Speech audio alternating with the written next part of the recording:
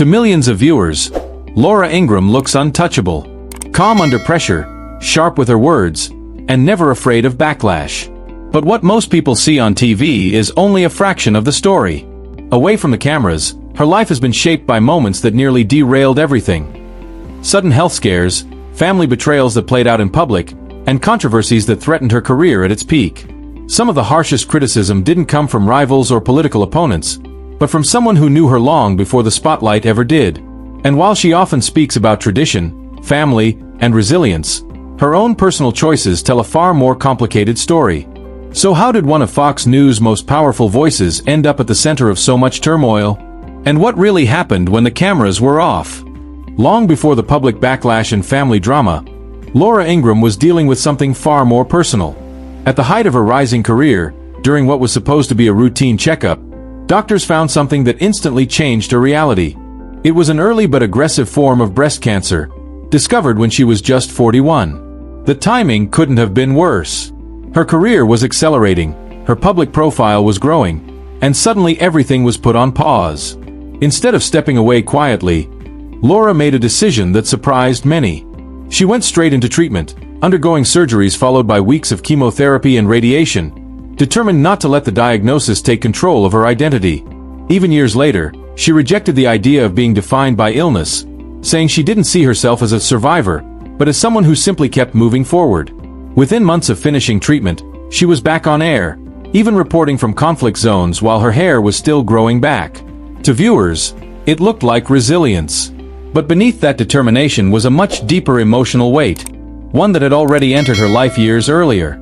Because this wasn't the first time cancer had taken something from her, and what came before would shape everything that followed. Years before Laura Ingraham ever heard her own diagnosis, cancer had already left a permanent mark on her life. In the late 1990s, she lost her mother after a long battle with lung cancer.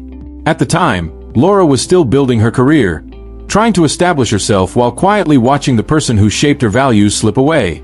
She said that witnessing her mother's decline was harder than facing her own illness years later. It forced her to confront how fragile life really is, long before she was ready to. That loss didn't just bring grief, it rewired her sense of time, urgency, and purpose. She's admitted that after losing her mother, small problems stopped mattering, and family moments carried a weight they never had before.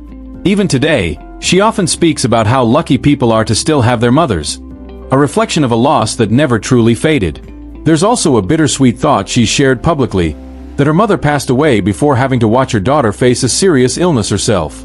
But while her bond with her mother remained a source of strength, not every family relationship would survive the years ahead. And the next fracture wouldn't stay private for long. While Laura Ingraham rarely responds emotionally to public criticism, one conflict cut far deeper than the rest.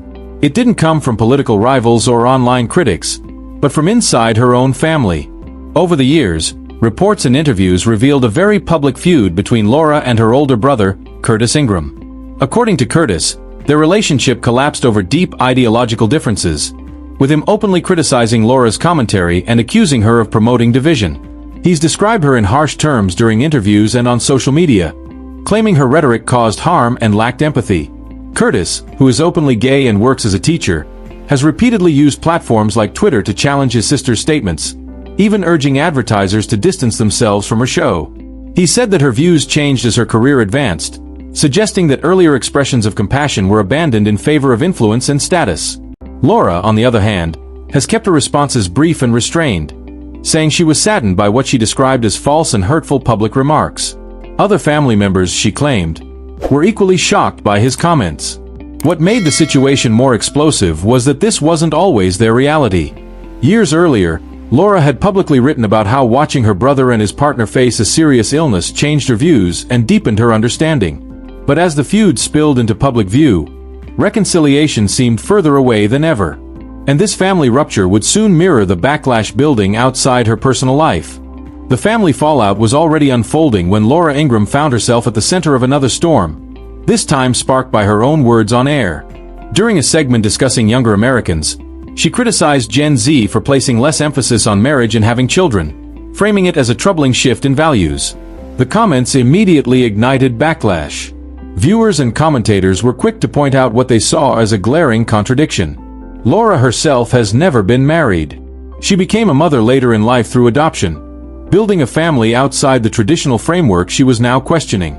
Critics argued that she was condemning choices that closely resembled her own life path. Social media lit up with accusations of hypocrisy, with some saying she was out of touch, while others claimed she was holding younger generations to standards she never followed herself. Supporters pushed back, saying her comments were about broader cultural trends, not personal decisions. Still, the debate refused to die down. The irony became the headline, and once again, Laura found herself explaining her words instead of controlling the narrative. But this wasn't the first time her personal life and public messaging collided. In fact, the choices she made away from the cameras would soon raise even more questions. Away from the studio lights and political debates, Laura Ingraham was quietly building a life that few viewers ever saw. Despite never marrying, she chose to become a mother on her own terms, adopting 3 children from overseas over several years. Her first adoption brought home a young daughter from Guatemala, followed later by 2 sons from Russia, each arriving during a period when international adoption laws were becoming more restrictive. Reports suggest the process was anything but simple. Adopting as a single parent came with intense scrutiny, long delays, and emotional uncertainty, yet Laura pushed forward anyway. She's spoken about adoption as a responsibility rooted in compassion, insisting it should always center on the child rather than politics or image. Once her children were home, she became fiercely protective of their privacy, keeping them almost entirely out of the public eye. Balancing a nightly television show with single parenthood wasn't easy, and she's admitted that raising 3 kids alone was the hardest challenge of her life. Strict routines, limited screen time, and intentional family rituals became non-negotiable in her household. To critics, her family life contradicted her on-air rhetoric. To supporters, it showed independence and resolve. But either way, it added another layer to the contradictions people couldn't stop talking about. And before motherhood became the center of her world, there was another chapter many people barely remember. Before adoption and single motherhood defined her private life, Laura Ingraham came surprisingly close to a very different future. Over the years, she's been linked to several high-profile figures, though she's always kept her romantic life mostly out of public view. One of her earliest serious relationships began during her college years, when she dated a fellow political commentator, and at one point, the two were even engaged. The relationship didn't last, but it hinted at a path that once seemed possible. Years later, Laura became engaged again, this time to a businessman she met through a blind date. Plans were in motion, and a wedding was expected. Then everything changed. Around the same time, she received her cancer diagnosis, and the engagement quietly fell apart. According to reports, her focus shifted entirely to treatment and recovery, leaving no space for planning a future that suddenly felt uncertain. After that chapter closed, Laura never returned to the idea of marriage. Instead, she redirected her energy toward building a family through adoption and committing fully to her career. She's since said that fulfillment doesn't always come from following a traditional script. But while her personal life settled into something private and controlled, her career was moving in the opposite direction, toward controversies that would put her under a much harsher spotlight. As Laura Ingraham's personal life grew more guarded, her career became increasingly volatile. Over the years, critics began accusing her commentary of echoing ideas tied to extreme political thinking, particularly when she spoke about demographic change and immigration. Watchdog groups and commentators claimed her language mirrored elements of what's often referred to as the Great Replacement narrative, a theory that many experts have widely rejected. Laura never framed her remarks using that label, but reports suggest her warnings about cultural change and immigration were interpreted by critics as fueling fear rather than discussion. The scrutiny didn't stop there. In 2018, she faced one of the most damaging moments of her career after a social media post mocking a teenage survivor of a mass shooting. The backlash was swift. Advertisers were pressured to pull their support, and within days, dozens reportedly distanced themselves from her show. Laura issued a public apology, but critics argued it only came after financial consequences set in. Not long after, another controversy erupted when a graphic aired on her program included an extremist figure, prompting renewed outrage and more sponsor withdrawals. Then came the moment that pushed her name even further into the spotlight. Her comments aimed at NBA star LeBron James, telling him to shut up and dribble after he spoke out on political issues. The phrase exploded across social media, drawing accusations of racial insensitivity and sparking a cultural backlash that reached far beyond cable news. Each incident added pressure, each one narrowing the space she had to recover her image. Yet despite boycotts, criticism, and constant scrutiny, Laura didn't disappear. Instead, she stayed exactly where she was, forcing audiences to confront a question that still divides viewers today. By the time the dust settled, Laura Ingraham had become something far more complicated than the version most people think they know.